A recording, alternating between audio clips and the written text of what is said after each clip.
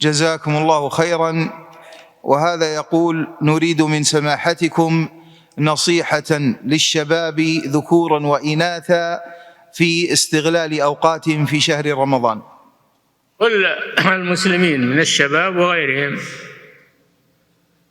ينبغي لهم ويتأكد في حقهم استغلال أوقات رمضان بالطاعة، ولا يشغلوها بالغفلة أو باللهو واللعب أو بمتابعة المسلسلات أو التمثيليات والمضحكات، لأن هذه خسارة في كل الأوقات، فكيف برمضان؟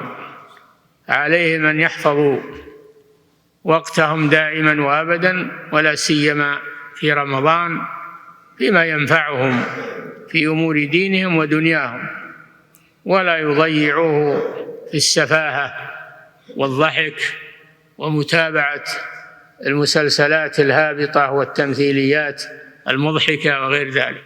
نعم.